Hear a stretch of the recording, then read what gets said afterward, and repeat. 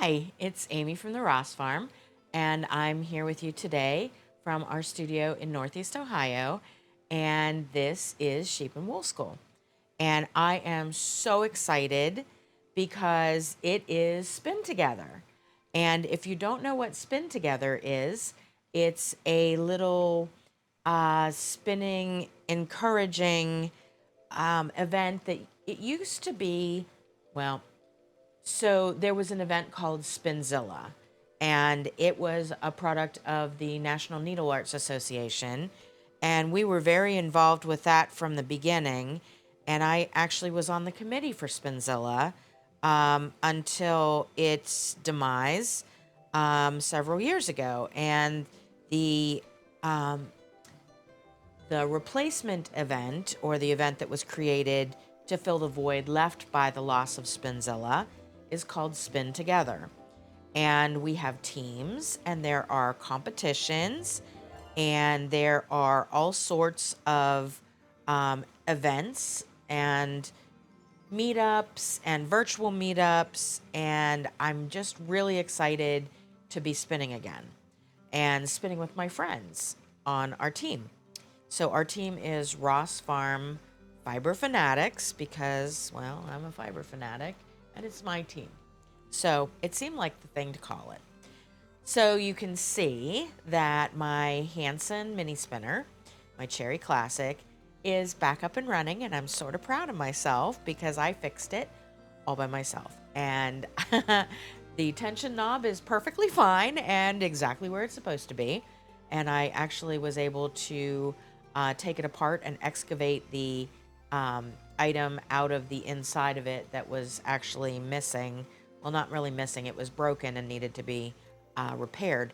So I fixed the internal tensioner and got it back up and running just in time for Spin Together to start.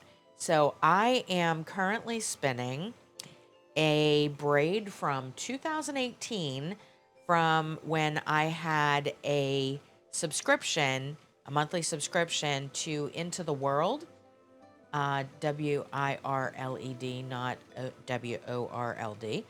And I was getting a bump of their fiber every month for more than a year, probably, we'll just say 18 months. I don't know. I've never actually counted what's in the box. But I did what everybody does when they're kind of overwhelmed and have a lot going on. I stashed them and I put them in my big wooden cabinet that we use as a coffee table in my studio area, part of my studio area. And it's on wheels, so it just rolls around, and that was kind of the end of that. So when I started the podcast, vlog, whatever you want to call it, when we started with Cheviot, I went through my stash of goodies and I pulled out this fiber, which is actually Cheviot fiber. And I decided that that's what I would start with spinning, because I put that in the treasure box that I pull all of my things out of when I was going to start spinning. So it is Into the Whirled. It is Cheviot, and it was a colorway called the Upside Down. And I used to know what that was a reference to, and it was much more in my brain in 2018 than it is now. So I don't really know. But this morning when I started spinning for Spin Together, because I didn't get started when I was supposed to, because I was having an event with my friends and I didn't get started on time. And I found the power cord for the Hansen and decided to get started. And my sweet, nearly 2-year-old puppy, Aston, decided that he was going to check it out. And he really, really, really wanted to know what e-spinners taste like. So he was trying to lick the mini spinner while it was running. And so we had to have a talk about where his nose belongs and where his nose does not belong. And then he curled up on the floor next to me. And so you'll see in the photo of my mini spinner and my beginning of my spin that Aston is completely passed out on the floor next to me, because that's pretty much him. He's either go, go, go, crashing into things, or he's a throw rug. And I love his exuberance most of the time, except when it involves a nose in my spinning. So he did not get to lick the mini spinner. He still does not know what mini spinners taste like, but he got bopped in the nose by the flyer a couple of times.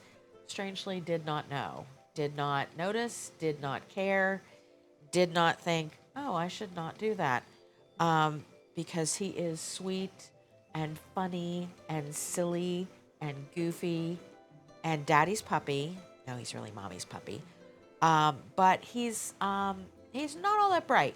So love him to death, but wow. Yeah, he was just getting bopped in the nose by the mini spinner flyer and didn't even seem to care. So that got me on another topic. When I realized that this was Stash from 2018 and decided that I would start spinning it, that's when I started looking around and realizing exactly how much stash I have and how many containment devices it's in and how many locations it's in. And it kind of made me start to think about stash and how we accumulate and how we hoard and how we treasure it, but it never seems to actually move through our fingers and become a product, even if it's just yarn. Because, there's a long way from like fleece to sweater, but there's not such a long way from yarn to sweater, and there's not such a long way from fiber to yarn.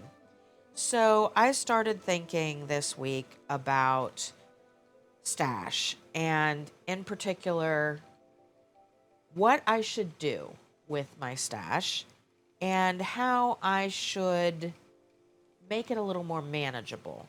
Because right now it is in multiple containment devices in 2 locations, and I know where it is, and I sort of know what's in there, but not really.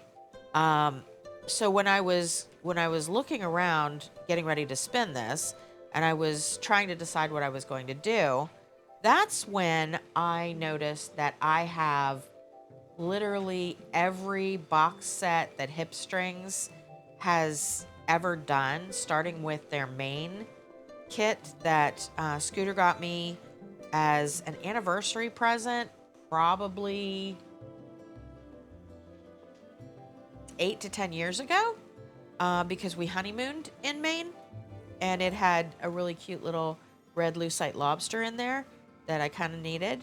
So it's still there, unspun, and I have multiple fiber sampler boxes from Hip Strings that have never been touched, that I've sort of been just hoarding and hanging on to, and honestly, I forgot how many I had.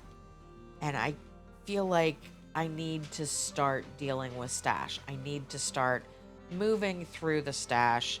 And John is about to have his head fly off his shoulders from the knotting so hard, because it affects him too. And I need to recognize that my stash affects other people. And it kind of sort of has, I don't want to say a time limit on it, but after a while it's going to be kind of gross if I don't work through it. So I think that's going to be another focus for us in 2025. If you want to join me in my little stash down project, I think my first goal is going to be probably spinning through my stash, because I'm really enjoying spinning right now. Now that I have a functional device, at least one, Um, I'm really kind of excited about spinning through my stash. I'm really kind of reinvigorated.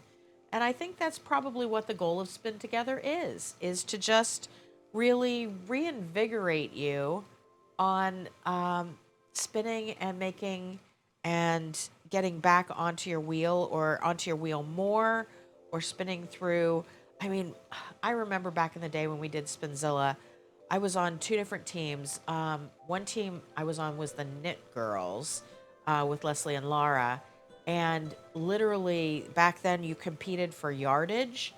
And for the whole 7 days, I pretty much didn't get up. I just spun.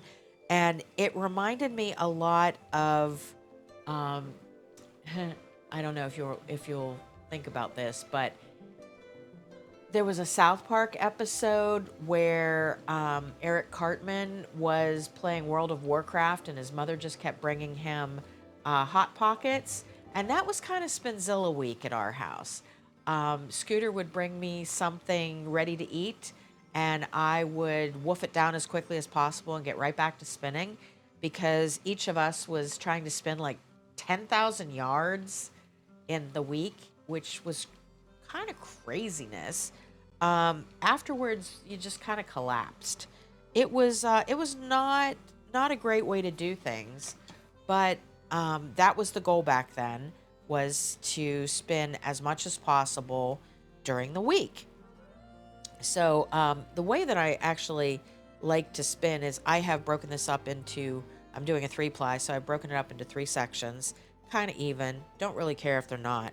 And I just strip it lengthwise and lay it across my lap, and then I spin through it end to end. So that's kind of your little how I like to spin tutorial. Not really, but that's what I'm doing right now. Is I'm just kind of breaking it out by sections so I can spin through it a little bit quicker. Um, and this is something that I actually learned when I was trying to spin 10,000 yards in a week or more. And the crazy thing was, we got beaten every year by Fancy Tiger Crafts.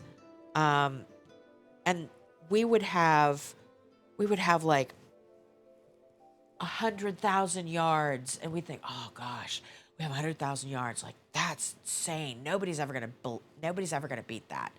And then they would have like 2.1 million, and it was like, how do you even do that? Like, how do you even do that? You have to be spinning like frog's hair and have it turned up full blast and just be shoving it through the orifice. Like, I can't even wrap my brain around that. So I'm glad to be doing Spin Together, which is a little more laid back than our killer Spinzilla sessions were.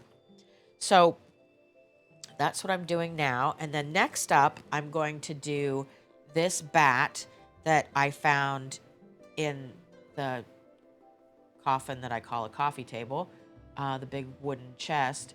And it is a 2.1 ish ounce bat from Femto Designs, which was Jen Walker. She was a woman that I knew when I lived in Pittsburgh. And it's a hand blended bat of 70% wool, 20% silk, 10% sparkle, and tencel. And the colorway is called Star Sapphire. And I'm not sure how well you can see this, but it is blue and purple and green and sparkly. And I'm absolutely so excited to spin that. So this week I've really got the wheel running, and I'm just gonna keep spinning because it's Spin Together and I need to get my yardage done.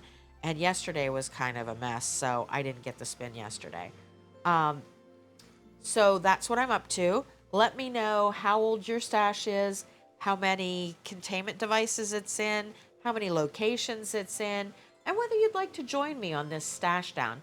We'll call it Stash Down 2025 if you want to hashtag Ross Farm Stash Down 2025. We'll stash along too, since we're doing our anything along. If you just want to work through your stash, let's do a stash down as well. So Really excited about what was on the needles this week because the test knit is done. The test knit is done. I cannot wait to show it to you. I'm losing my mind with waiting to show it to you, and the extreme excitement of having a finished object and the complete disgust, frustration, and I can't show it to you. That's killing me. So the test knit is this brown chunk right here. Um, and I have it all washed, all blocked, all of the ends woven in. It's ready to go to Nash Yarn Fest and be a beautiful booth sample and show off Thea Colman Baby Cocktails, her amazing original design in our Ashen Wensleydale. So I am over the moon, so excited, so happy. Pretty sure I made too big a size because I always like things to have a little bit of positive ease. If you don't know what positive ease means, that is the difference between your actual body circumference and the circumference of the garment. So positive ease means that the garment is larger than your body circumference. And then there's negative ease, which means that it is smaller than your body circumference. And the reason that you would want it smaller is if you want it to be snug fitting, like a bodycon dress or a sweater that you want to be very curve hugging, that would be a negative ease. But this I want to be a little bit bigger to wear something under it. So I added some positive ease to my body circumference. And I'm kind of thinking maybe I added a little too much. I wasn't 100% sure how I wanted it to turn out. So I just made a guess, and I'm going to love it. And it's going to be on the mannequin 90% of the time, anyways. So it really won't matter if it's a little too big for me. And truthfully, at the end of the day, it might fit John really well. Um, and that's okay too. I'd kind of like to see him wearing some of my hand knits, even if it might actually invoke the boyfriend curse. I don't know. We'll see what happens when I'm able to actually put it on. I actually haven't even put it on yet. Um, I'm just kind of waiting until it's actually launched, and then I put it on. I put it on Busty Betty. Busty Betty is my she's my mannequin that goes on the road with me and wears my sweaters. Um, I'm just chubby. She's all chest. So that's how she got that name. Scooter named her Busty Betty, and a friend of ours gave her to us because she was supposed to go in the dumpster at Torrid, but they worked at Torrid and couldn't see her going in the dumpster. So she lives with me now, and she's safe.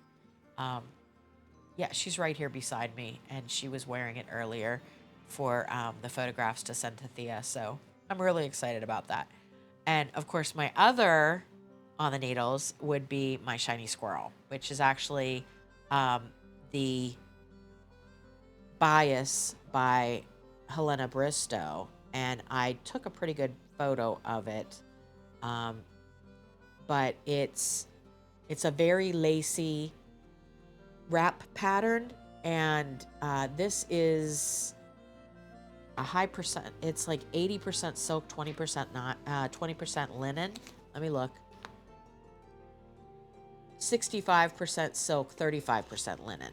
So it is going to be very drapey and very soft, and I kind of want this as a wrap for in the summertime when it's just the slightest bit chilly in a restaurant or when we're in Florida. And I was kind of thinking it might be a nice lightweight scarf as well. It's going to be fairly wide, not terribly wide, but fairly wide. And of course, it has my little progress keeper on there. which is actually a charm from Disney World. Disney World has charm bracelets that you can buy charms for, and the charms are actually on a lobster claw clasp instead of a jump ring. So I pick those up when I'm at Disney, and I use them as progress keepers. So that's a pro tip for you if you're headed to Disney World. And this one I absolutely love because it's the three little sheep from Toy Story. And of course, Bo Peep is one of my favorite characters in Toy Story, because that's totally me. So, really excited about that. And the Carbeth is now going to the head of the line. I'm really excited about that too. Um, I don't want to knit any sleeves. I don't want to knit the sleeves. I'm so tired of knitting sleeves, just around and around and around and around and around. I'm like firmly on Sleeve Island, but I have to get through these sleeves so they can get joined to the body and the sweater gets finished. I've got most of the body done, except where I'm up to the underarms where the sleeves would join. So I have to do the sleeves now. And I have one sleeve about 2/3 of the way done. And I'm starting to think maybe I'm going to make like 3/4 length sleeves on the Carbeth and try to get a little more length on the body, because I have a very finite amount of yarn and I don't want to run out because there's no more of it. So the Carbeth is making me a little bit anxious, but I think we'll get through it. So that is now to the front of the line since the big brown blob is done. Which brings us to your favorite part of the episode, sheep and wool school. So this week we're talking about fun facts about Jacob sheep, which there are many of those. I just launched a piece of fuzz into my eyeball. So there are many fun facts about Jacob sheep, and they are one of the sheep that I think are really, really good for homesteads and for small, manageable flock sizes, because there is so much you can do with them, and there's so much value in each one of the animals. And the fun thing about Jacob sheep is they're actually worth more in pieces than they are on the hoof. Now, what does that mean? Well, so because they are polycerate, remember we learned that last week, which means they have 2, 4, or 6 horns, their skulls are worth anywhere between $150 and $1,500 just for the skull. And if they pass away of old age and they have a great big old rack of horns, they're worth even more. Super weird, but very true. Folks like to decorate with skulls, and the Jacob sheep has, one of the most interesting skulls of all of the sheep breeds that I deal with. So you can go on Etsy or just anywhere on the internet, any farm that raises Jacobs, and purchase the skull for a lot of money. So that really helps the bottom line on the farm when something that passed from old age isn't just a loss, it's actually a value. Now, the second thing is the pelt. Because the sheep is black and white spotted, or oatmeal heathery gray and white spotted, the pelt is highly valued. Everybody loves the spotted pelts. So if you end up processing your sheep or lamb or whatever, you're going to have added value by having the pelt tanned and selling it as a separate item, which is another value add. The third thing, if you are having them processed, of course, is meat. They have a very flavorful meat because they are a slow grower and a heritage breed. So they naturally mature, and you don't have the gaminess or the funky taste of corn or soy from trying to make them get big fast. So the meat is also highly prized and worth a considerable amount of money. The fourth one is pretty weird. And this is literally the only kind of sheep, maybe two, maybe three other breeds also fit into this category. But hunting. People actually pay to go to game farms and hunt Jacob sheep for the rack of horns, the skull, like we were talking about. So the mature rams, there's a secondary market for mature rams as what they call shooters. So these game farms will buy mature rams who are no longer contributing genetically to a flock and have them. I'm not into this. I have to just say I just am not into this. But it's a fact. They turn the sheep loose in their game preserve, and people pay to hunt them. And if you've ever met my sheep, most of them, I would be concerned about shooting myself in the leg trying to shoot the sheep because they're just so friendly. There's no hunting to it. So I can't get it. I can't wrap my brain around that. I can't get behind that. But if you look it up on the internet, there are places you could go and shoot Jacob sheep for funsies. The last fun fact about the Jacob sheep is one that I actually can really get behind, and I do think is a pretty wonderful thing about this particular breed.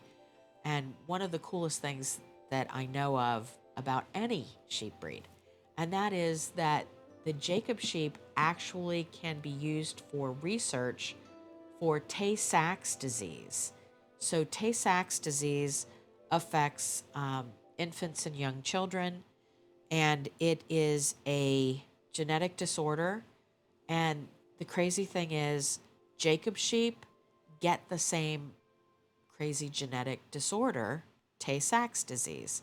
So researchers are actually able to treat the infant Jacob lambs that are born with Tay-Sachs disease or develop Tay-Sachs disease and test their treatments before they can use it on people. So it's kind of a win-win, because if the treatment is going to work, you're actually able to save your lamb that would otherwise pass away from Tay-Sachs disease. And with the research that they're doing, the successful treatments used to save the Jacob lambs can then be used to treat human infants and children for Tay-Sachs disease and save them too. So that's one of the really cool things about Jacob sheep, and a thing that I just love about them. We have never had any of ours with Tay-Sachs that we know of, but I'm really, really grateful that this is something that's going to help a lot of people and lambs. So that's my last fun fact about Jacobs. And next month next month is next week, and that means we have a new breed of the month, and it is my favorite one. Any of you who know me know that I never shut up about Leicester Longwools. I absolutely adore Leicester Longwools. They were my first intentional breed that I brought to the farm. Well, actually, my second. The Shetland Cheviots were my first back in 1991. But when I got into rare breeds, my dad, with all of his wonderful knowledge and sass, said, well, you like them sheep down there at Williamsburg so bad, why don't we just go get one? And so we went down and we got my dear, sweet, wonderful ram, Mr. Jefferson. He was a Virginia gentleman.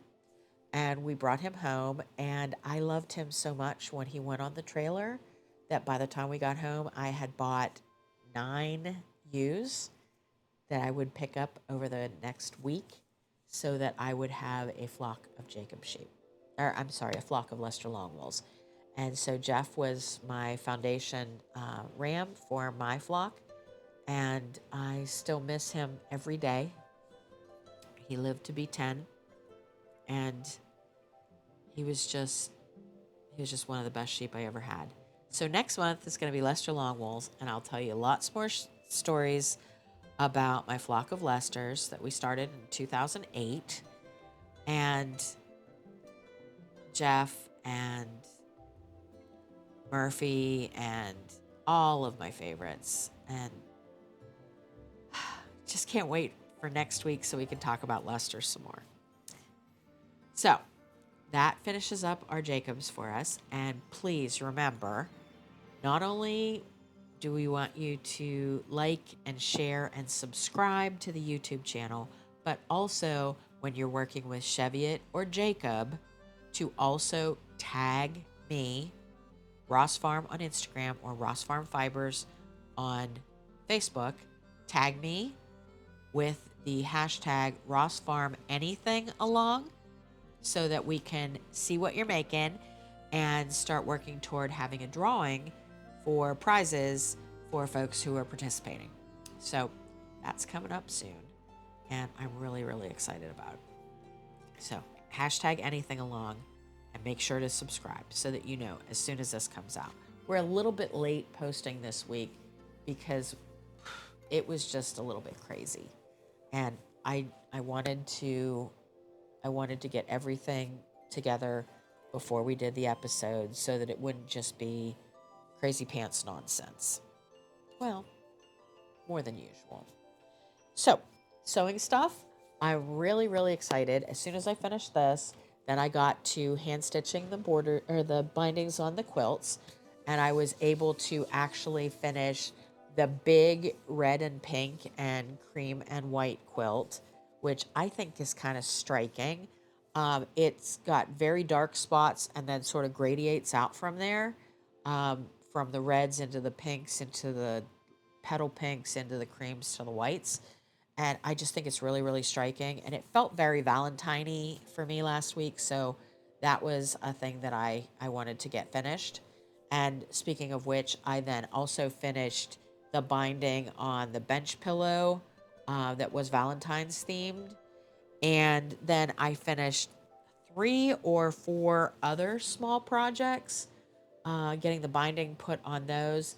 A couple of those had been UFOs from about 1998, and I found them in my boxes I was unpacking, and they were completed tops. They just needed to be quilted. And actually, I think 3 of the 4 that may be in the photo were things that I had finished in the late 90s and stashed in a box. And the wonderful Deb over at the Polka Dot Pincushion got them all quilted up for me. And they're just gorgeous. They're just absolutely gorgeous. So I'm really enjoying putting the bindings on. As I said, I machine stitch it onto the front, fold it over to the back, and hand stitch it down. So that's what I'm working on this month, or this week. The Sparklers quilt that I was working on last week kind of went into timeout this week. So not only could I get this finished, but get this up and running so that I was ready for Spin Together. And something had to give, so Sparklers is hanging out for next week, which also will be a new UFO project for the Polka Dot Pincushion stitch along that I'm doing for 2025. I think we've talked about that. Each month they do a drawing and something off the database of 14 projects. That's the project I work on to get finished for that month. So next Saturday, March 1st, they'll have the drawing to tell me, or actually, I think the 28th, Friday the 28th, they'll do the drawing so that we know what we're working on for March. So I'm really excited about that. I love finishing things. Finishing things makes me want to finish more things. It's like momentum.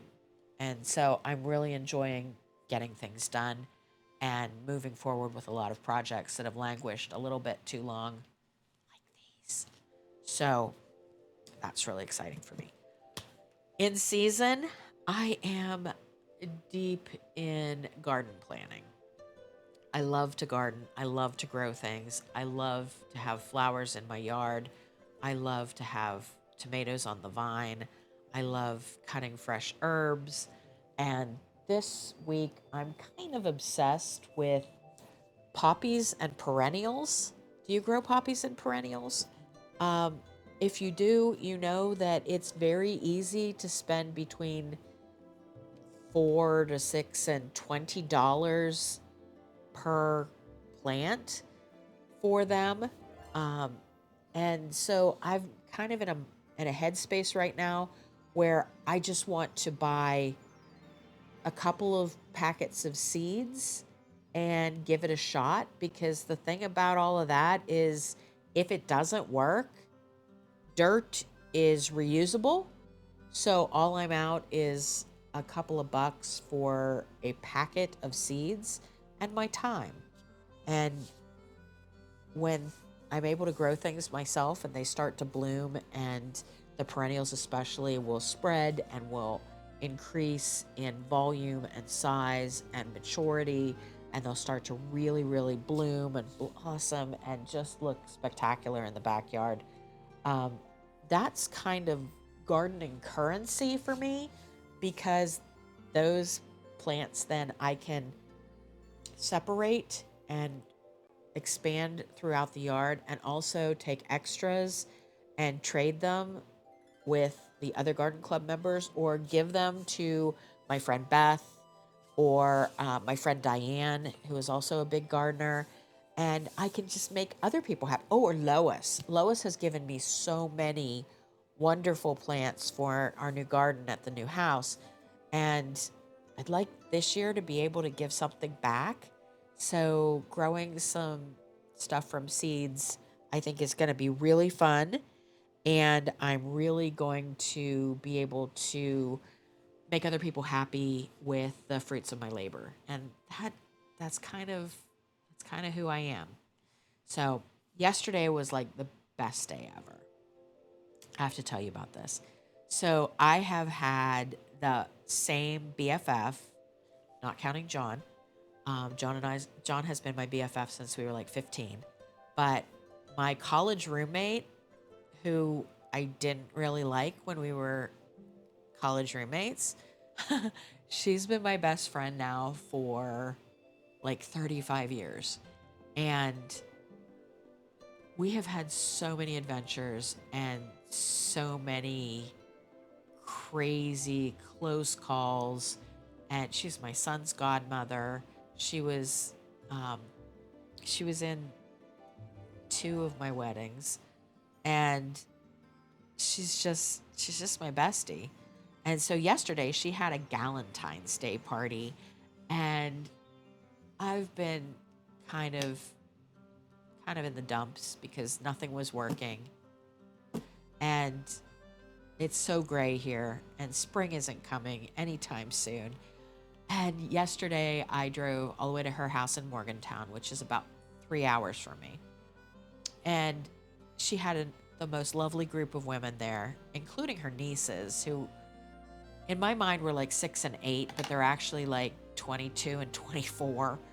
But we had such a good time, and she is the best cook, like the best cook.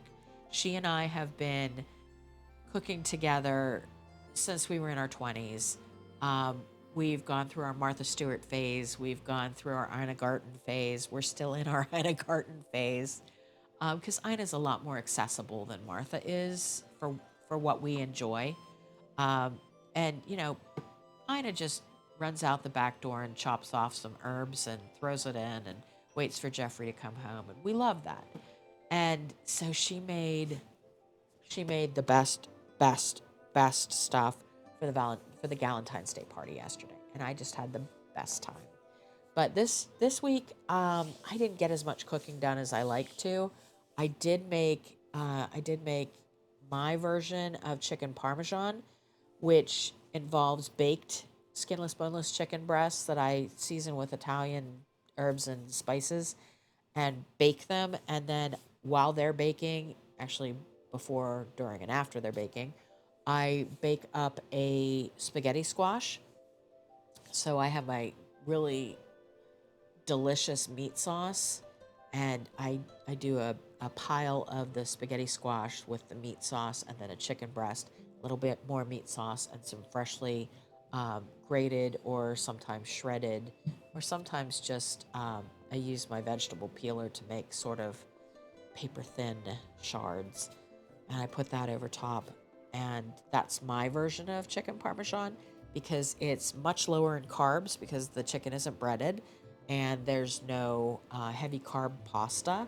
It's actually a vegetable. If you haven't had spaghetti squash, it's actually a yellow squash that you bake, and when you shred the flesh out of it, it turns into almost like the texture of spaghetti noodles, but a little bit firmer and like really, really delicious. So that's what we're gonna have for that's what we're gonna have for dinner tonight. Is some leftover spaghetti squash with sauce.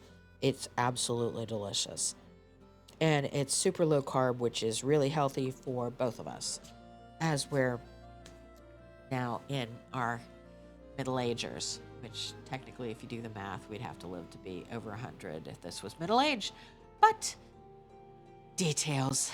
So that's what I did. I've got my poppy seeds. My tomato seeds came. My tomato seeds came. I'm so excited. I can hardly wait. I'm like counting the days until I can plant my tomato seeds. Um, I'm doing all kinds of math and watching all kinds of videos because, like, my last frost date here near Cleveland, between Cleveland and Akron, and like there's a different last frost date in Akron than there is in Cleveland.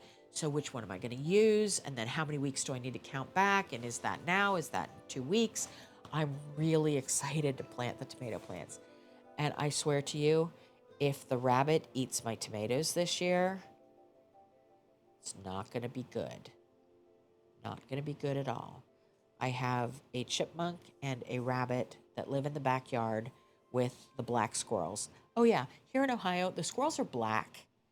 It's moderately unsettling at first because I'm so used to gray squirrels in Pennsylvania. But then, like, black squirrels are my very favorite thing now. I absolutely love the black squirrels, and I just sit and watch them play in the tree. So I have the rabbit, the chipmunk, and my collection of black squirrels. And I just really hope they don't eat the tomatoes this year. I'm going to have to figure out how to sort of fence them in so they don't get to those. So the only thing left is on down the road. And you know I'm coming to Nash Yarn Fest in 18 days. 18 days. 2 weeks and a couple of days. And we pack it all up and we head for Nashville. And I'm really excited. There are still a few tickets left, but it is going to be amazing. I can't wait. Arnie and Carlos are going to be there. And of course, the Modern Daily Knitting ladies. And I don't know who else. It's going to be epic. I'm so, so excited. And then after that, we have Maryland Sheep and Wool, which is the first weekend in May, just outside of Baltimore in West Friendship, Maryland at Howard County Fairgrounds. And that's always one of the highlights, the very highlights of my year. Some of my very favorite places to eat there. And I get to see like all of my friends in one place at one time. And the Youth Conservationist Project happens then too. So if you're watching this and you have a child who has always wanted to raise rare breed sheep, you can actually go to the Youth Conservationist Project and write an essay asking for a rare breed ewe, and you will be, if you're selected, you are given a yearling ewe with a breeding contract so that you can start your own flock of rare breed sheep. And we're always really, really proud to participate in that program year after year. So we have historically given away a Shetland in memory of Scooter Pie. This year, I think we're going to try to give away a North Country Cheviot because that's my son's favorite thing. And there haven't been any of those given away. So if you would like to have one of Drew's Cheviots, you should definitely write an essay. And then after that is the Great Lakes Fiber Festival, and then the MAFA Mid-Atlantic Fiber Conference, followed by my trip to Houston for the Contemporary Hand Weavers Guild workshop for that weekend in July. And then in August, I will be back in Michigan for the Michigan Fiber Festival. And I have a little something else that might be happening in August that I can't tell you about yet, but West Coast, keep an eye out because I might be there. Super excited about that. So that'll get us through the next few months. And as I said, start looking for your Leicester long wool materials for our anything along for March. So March will be Leicester long wool. There are plenty of options available on my website at therossfarm.com. Or please support any of the other Leicester long wool sheep breeders across the U.S. They are as far south as Texas and Georgia and Florida, and as far north as Maine, and as far west as California. So you should be able to find Leicester long wool for whatever it is that you do somewhere in your area or on our website at therossfarm.com. So we'll be really excited to talk Leicester long wools next week. And until then, I'm going to keep on spinning for Spin Together for my team. And I will see you next week. Bye.